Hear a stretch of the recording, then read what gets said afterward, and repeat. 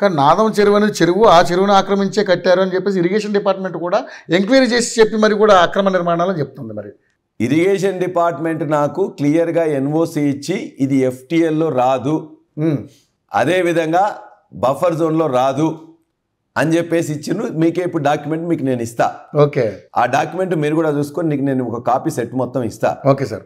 రెండవది, నేను ఇవాళ కూడా ఛాలెంజ్ చేసి చెప్పిన, ఇరిగేషన్ డిపార్ట్మెంట్ వాళ్ళు ఎవరైతే ఇచ్చిండ్రో వాళ్ళు ఇప్పుడు ఏమంటున్నారు, 40 acres అనేది ఎఫ్టీఎల్ ఉండే, మేము ఇవాళ అది 60 acres అయింది, గ్రామ పంచాయతీ రికార్డు చూసినట్లయితే 60 acres అని ఉంది.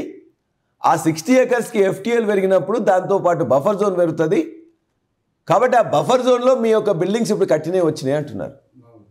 నేను నిన్నే అడిగినా కదా, నువ్వు ఎన్ఓసి నాకు ఇచ్చినప్పుడు నువ్వు ఎక్కడి దానికి వస్తావో చూపించమని చెప్పిన, చూపిస్తేనే నేను 814 గోడ పెట్టుకొని అక్కడి నుంచి వెళ్ళి నేను సెట్ బ్యాక్ తీసుకున్నా. లేదు ఇక్కడి నుంచి వెళ్ళి ఇక్కడికి బఫర్ జోన్ వస్తుందంటే నేను ఇంకొద్దిసారి కట్టుకుంటా. నాకు ల్యాండ్ లేక కాదు, నాకు అక్కడ 17.5 ఎకరాలు ల్యాండ్ ఉంది.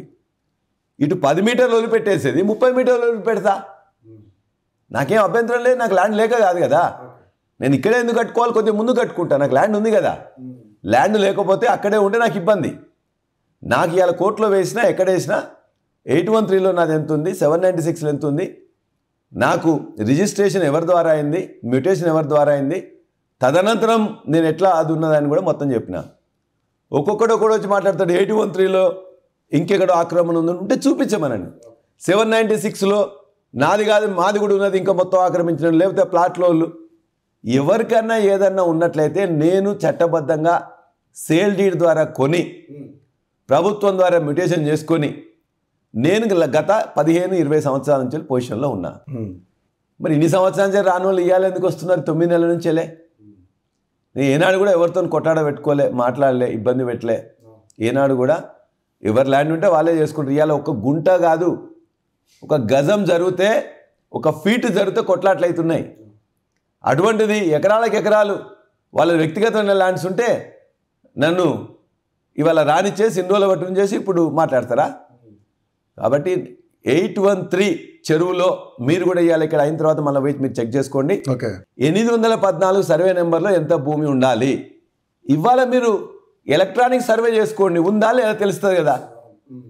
కొత్తగా ఇప్పుడు చేయాల్సిన అవసరం లేదు, మీరు ఒక కొత్త టెక్నిక్ కూడా ఉంటుంది.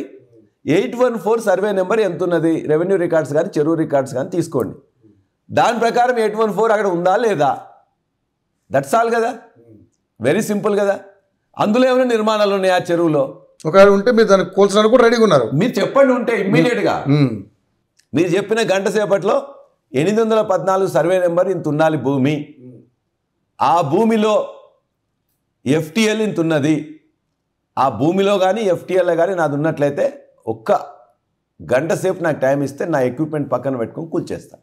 ఓకే, గంట సేపు నాకు టైం ఇచ్చి ఇగో ఇట్లుందని మీరే, మిగతా వాళ్ళు కూడా అవసరం లే, మీరే చెప్తున్నారు, నాకు ఇంకెవరు వేరే వాళ్ళు కూడా అది.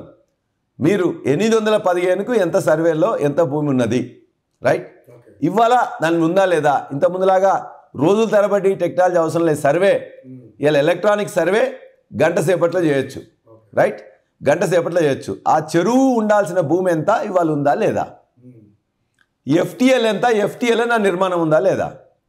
బఫర్ జోన్ అని ఇలా పెరిగింది అంటున్నాడు. బఫర్ జోన్ పెరగలేదు, ఒకటేసారి మొన్న ఉన్నది 2017లో ఉన్నది, 1917లో ఎంత ఉన్నదో 2017లో అంతే ఉంది, ఇప్పుడు అంతే ఉండాలి. ఒకవేళ చెరువులో నీళ్లు పెరిగి అసలు ఆ చెరువుకు మత్తడి ఉండదు, ఒకటే తూము ఉంటుంది, అది కూడా బంద్ చేసినాడు ముదిరాజ్ సోదరులు, చెరువు చేపలు పట్టుకోవాలని చెప్పేసి. అది ఇలా కాంట్రవర్సీ నడుస్తుంది ఆ గ్రామస్తులకును ఆ ఓనర్కి. నేను అందులో పోవట్లే. కాబట్టి ఇలా బఫర్ జోన్ అని చెప్పబడే దాంట్లో ఈ రాష్ట్రంలో విద్యా సంస్థలు కానీ అవి కానీ వేలున్నాయి, నాది లేదు, ఉంది అని వాళ్ళు ఇవాళ చెప్తున్నారు, ఎందుకంటే అది పెరిగిందని చెప్పేసి.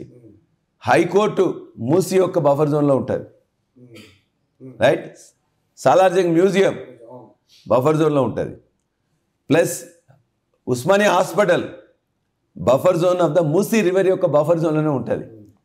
ఆనాడు కట్టిండ్రు వాళ్ళందరూ కూడా, కానీ నాకు పర్మిషన్ ఇస్తే కట్టిన నేను. ఆనాడు వాళ్ళు ఎట్లా కట్టిండ్రు ప్రభుత్వ సంస్థలు కాబట్టి.